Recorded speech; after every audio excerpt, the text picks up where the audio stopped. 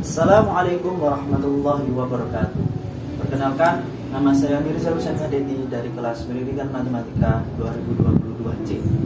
Di sini saya ingin menjelaskan tentang sejarah bahasa Indonesia yang menjadi keunggulan Indonesia sebagai bangsa dalam sudut pandang generasi milenial, serta prospek bahasa Indonesia di masa mendatang bila dihubungkan dengan disiplin ilmu matematika.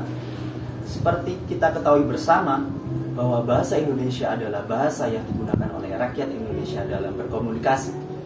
Bahasa Indonesia menjadi identitas bangsa di tengah-tengah bangsa lain. Sebelum resmi menjadi bahasa nasional, bahasa Indonesia dikenal sebagai bahasa Melayu. Bahasa Indonesia yang kini kita gunakan sebagai bahasa resmi di negara kita berasal dari bahasa Melayu. Bahasa Melayu yang kita gunakan tersebut merupakan bahasa Melayu tua yang sampai sekarang masih bisa kita selidiki sebagai peninggalan masa lampau.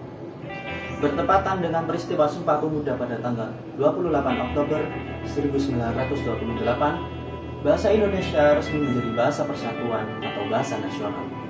Nama bahasa Indonesia tersebut sifatnya adalah politis karena setujuan dengan nama negara yang diidam-idamkan, yaitu bangsa Indonesia.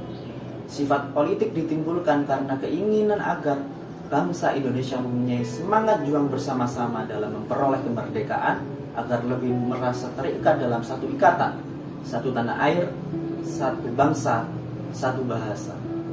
Jadi diri sebuah bangsa dan salah satunya dapat dilihat dari bahasa, tak terkecuali bahasa Indonesia sebagai bahasa nasional bangsa Indonesia.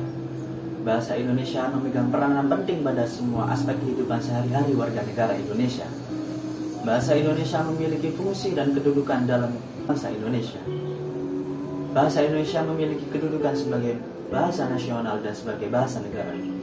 Kedudukan bahasa Indonesia sebagai bahasa nasional dimiliki sejak diikrarkan Sumpah Pemuda pada tanggal 28 Oktober 1928. Di dalam kedudukannya sebagai bahasa nasional, bahasa Indonesia berfungsi sebagai 1. Lambang kebanggaan nasional, 2. Lambang identitas nasional, 3.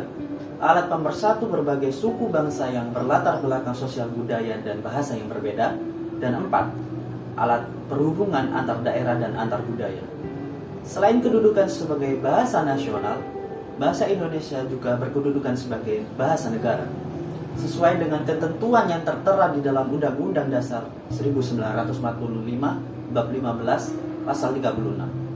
Di dalam kedudukan sebagai bahasa negara, bahasa Indonesia berfungsi sebagai 1. Bahasa resmi negara, 2. Bahasa pengantar di dalam dunia pendidikan, 3. Alat berhubungan dalam tingkat nasional untuk kepentingan perencanaan dan pelaksanaan pembangunan nasional serta kepentingan pemerintah, dan 4.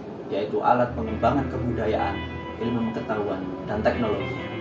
Di era globalisasi kali ini, kita dituntut untuk selalu mempertahankan dan mengembangkan bahasa negara sendiri. Apalagi di masa sekarang, di mana teknologi berkembang sangat pesat. Di era globalisasi saat ini, kita dituntut untuk berpikir kritis, logis, dan sistematis, yang memerlukan kemampuan penguasaan di bidang matematika dan juga bahasa. Ilmu matematika berkaitan dengan bahasa dalam pengaplikasiannya. Di masa depan, pekerjaan seperti ahli statistika, aktuaris, ahli pemrograman tentunya membutuhkan penguasaan di bidang matematika dan bahasa, khususnya penggunaan bahasa Indonesia. Seperti ketika berbicara dan memahami pendapat orang lain yang menggunakan konsep matematika yang diperlukan. Dalam memahami permasalahan matematis juga diperlukan kemampuan bahasa. Hal itu berlaku juga di dalam dunia pendidikan, di mana kita menyalurkan pemahaman matematis dengan bahasa Indonesia yang baik dan benar agar para siswa dapat memahaminya. Hal ini membuat kita di era globalisasi ini harus bisa mengimplementasikan bahasa Indonesia dengan baik dan benar. Sekian, terima kasih. Assalamualaikum warahmatullahi wabarakatuh.